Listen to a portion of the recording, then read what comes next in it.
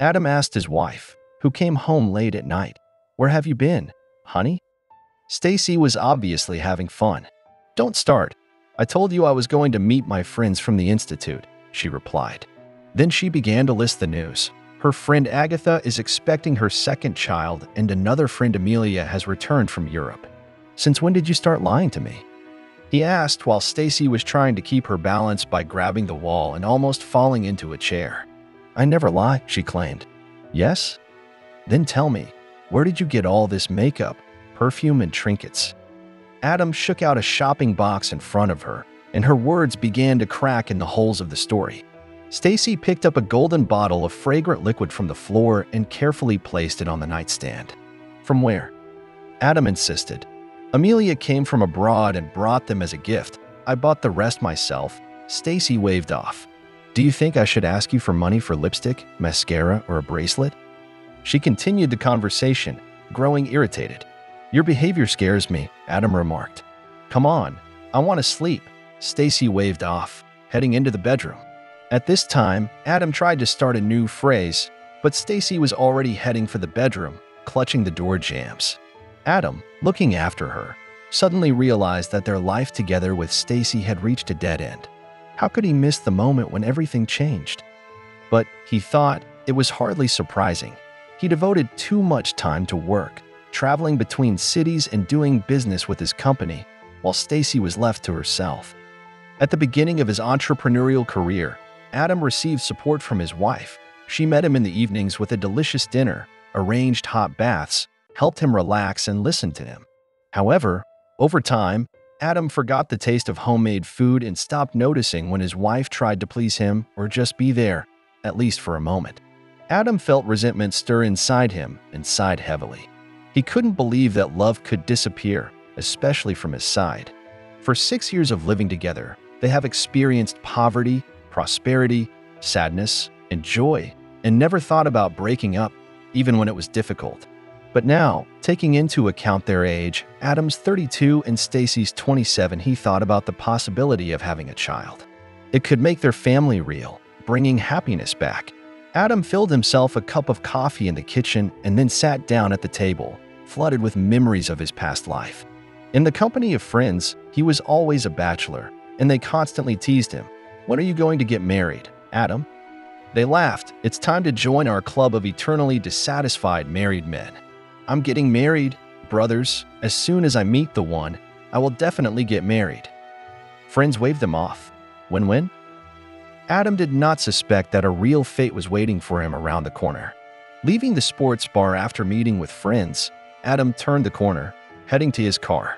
Suddenly, he collided with the girl with such force that she almost fell, but he managed to support her. "Don't you look where you're going?" the girl exclaimed, looking vexed at the broken heel of her shoe. "What should I do now?" Adam smiled apologetically. "Let's find the nearest store and buy you new shoes. I'll also take you where you need to go, and I'm sorry, I was too lost in my thoughts and didn't notice you right away."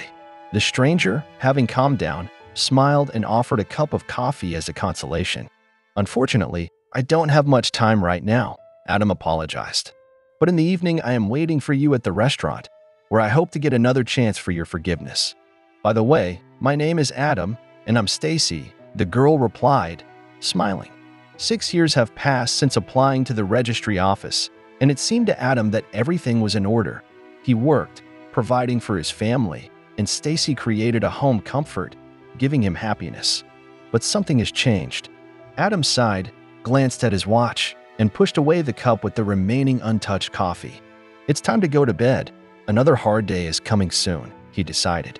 Calming himself with thoughts of the need for a good rest, Adam headed to the bedroom and lay down on his side of the bed. Falling asleep, he reached out and hugged his sleeping wife, who was sleeping so soundly that she did not even move. Smiling, he realized that he had worried in vain. "Here she is, next to me. Everything will be fine." As always, Adam reassured himself. In the morning, Stacey refused to get up to escort her husband to work. "I'm sorry, I feel terrible," she said with a plaintive voice. Adam chuckled. "Well, no wonder, considering how you looked yesterday." "Oh, don't start moralizing to me," Stacey waved off. "I think I already apologized yesterday." Can I have a little rest with my friends or not?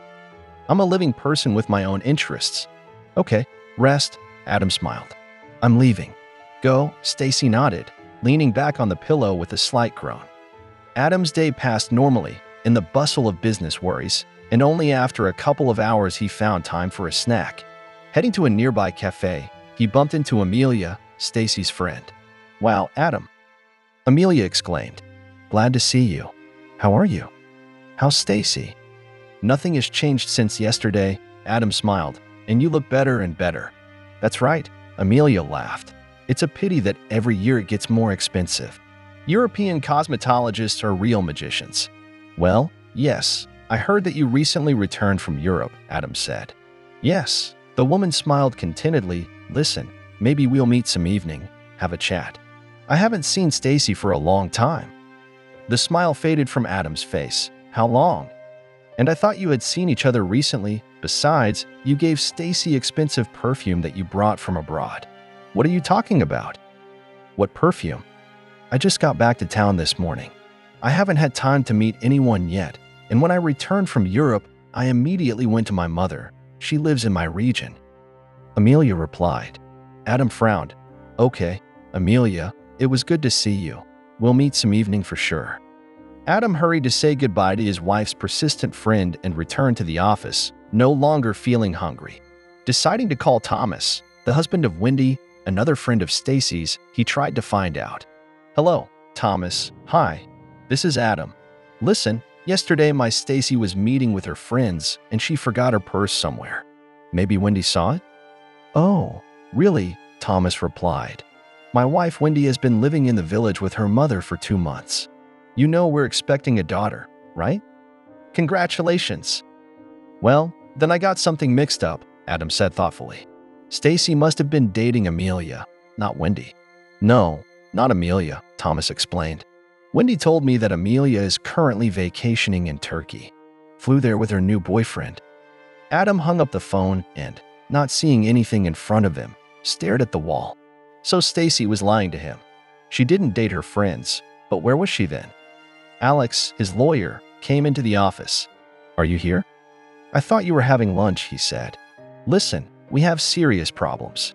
Yes, Adam shuddered. Indeed, we have problems, and I don't know what to do about it yet. That evening, when Adam returned home, he called Stacey and said that they were going to have a serious conversation. Did something happen? She asked, raising her innocent eyes. Yes, I have big problems with my company. A raider takeover is being prepared. If I fail to survive, you and I will be ruined, Adam explained. But how so? She was surprised. This is a business. There are strict rules. I want you to leave. I'll feel safer if you're safe. Have a rest at least a couple of months at sea, for example. Is it really that serious? Stacey asked. Yes, my dear. I'm sorry. But what do you say? Will you go? Stacey hugged her husband, clinging to him. Just promise that everything will be fine, she asked. I promise, Adam nodded. A week later, Stacey went to the Black Sea coast, and Adam stayed in the city to fully concentrate on the affairs of his business. At the beginning of her vacation, Stacey enjoyed the sea and the magnificent weather, but when she started running out of money, she tried to call her husband. He didn't answer the phone, so she decided to call Alex, a friend and lawyer of their firm. Alex, I can't reach Adam. Do you know something? Stacey asked worriedly. Don't you know anything? I noticed real anxiety in her voice. Wait, how's that? You're Adam's wife. You should have been with him. What happened? Stacey could no longer restrain herself and shouted into the phone.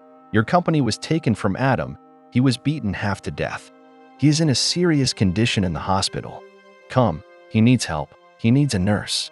You understand, he needs to be fed, cared for, helped with care. This is terrible. Alex, what are you saying? What nonsense?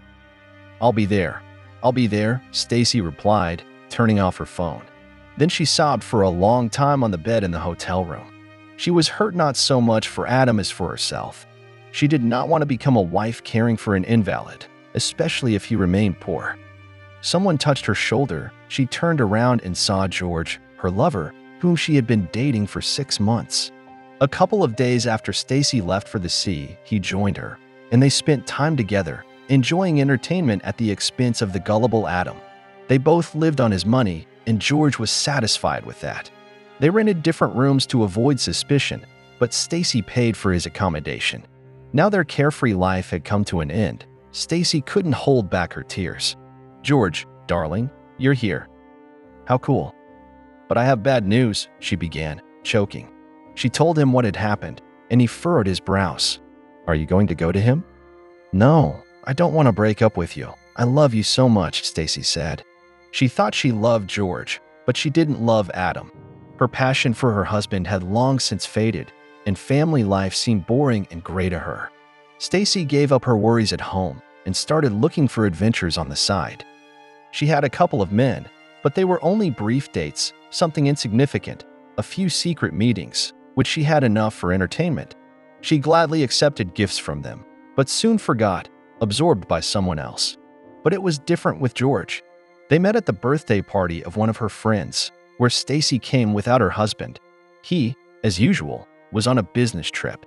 "I was invited to a holiday," she said to her husband. "Throw off the money for a gift." "All right," he replied, always accommodating and accommodating. "Only in the evening. Go home by taxi and call back when you arrive." "I will, I promise," Stacey replied, smiling. Freedom beckoned to her. She felt young again, capable of pranks. A friend's party was in full swing when George joined the company. Stacey couldn't take her eyes off this attractive, handsome man. When she went to the bathroom to freshen up, strong male hands abruptly turned her towards him. She gasped with delight. No one had ever treated her like this. And then their first madness happened. Every time George called her, she forgot about everything, surrendering to his passion. Stacey did not notice how he gradually took her money and willingly satisfied all his whims. Now she sighed heavily, seeing how this attractive man was silent and frowning. Finally, he said, "So you need to go home and divorce him. When you divide the property, you will get something, and then you will see what to do next." "Okay," Stacey nodded, snuggling up to him. "Will you marry me?" "I really want it," she asked. "Of course I will," George replied. "Just get divorced first." "George, I have another piece of news for you," she said. "Which one?" "I think I'm pregnant. You're going to be a father soon." "Are you sure I'm the father and not your husband?" he asked. "Yes, we've been together for more than a month. I keep a calendar, and I'm sure it's yours," Stacey said. "Aren't you glad?" she asked.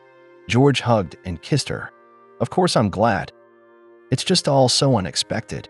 A few days later, Stacey returned home and froze on the threshold of the room, seeing Adam lying in bed. There were medicines, bandages, and something else nearby. "Stacey, my love," Adam whispered softly, "I'm so glad you're back. I feel so bad without you. I need your help. The doctors say that I will never be able to walk again. Even sitting is hard. I hired a nurse, but it's so expensive, and I have absolutely nothing to pay her with." "I'm sorry," Stacey stirred. "I want to file for divorce. You understand that I can't become your nurse. I'm too young and I want to live. Besides, I'm expecting a baby." Adam's face paled with excitement. "Stacey, but that's impossible," he whispered. "I've been in love with another person for a long time. My George, he loves me, he cares about me. Unlike you." Tears rolled into Adam's eyes. "We're a family. I need you." Adam tried to argue. "And I'm not in you." She screamed, gathering up her things. "Tomorrow I will file for divorce. You can stay with the business, but the apartment will be divided equally," Stacey said. "She's always been mine, an inheritance from my parents, so I'm sorry. Goodbye." Stacey waved her hand, filling her bags full of things, and left. Adam remained lying, looking after her, feeling longing. A divorce soon followed, which passed surprisingly easily and quickly. However, George was unhappy that Stacey didn't get anything. Moreover, she decided to move and live in his bachelor apartment, although he was against the idea. "But you promised to marry me yourself," she said, not understanding his irritation. "Promising doesn't mean getting married," George chuckled. "I was counting on you to put your man out on the street, and you will stay in his apartment." "George, don't be naughty. You're so good. I love you so much," Stacey tried to persuade. "And soon we will have a real family." "Don't be silly," George exploded. "I don't want any family. I like freedom. If you think that you are the only one I have, you are deeply mistaken. What should I do?" Stacey cried, but he was already kicking her out, throwing things on the landing. Sobbing, Stacey was walking down the street, wondering what to do, when she suddenly saw a car stop nearby and Adam got out. He opened the door for a stranger. Healthy and confident on his feet, he looked great. Stacey, in shock, even opened her mouth. "Adam?" She called out to him. "I can't believe my eyes. Are you all right?" Adam approached his ex-wife. "Yes, I'm fine." "And you seem to have problems," he replied. "But you said you were broke and disabled. I don't understand." "You really don't understand anything. I assumed that you were cheating on me and decided to check it out. Alex helped me with this, and you failed the test," Adam explained. "So I didn't have any problems. Although they were, but I solved them myself. My firm is thriving. As for the beating, that was my game. Real relationships are tested in difficult situations." "Goodbye," he said, turning around and leaving. Friend, did you like the story? Let's get 1,000 subscribers. I will be very happy. Also, write your opinion in the comments about this story. Love you.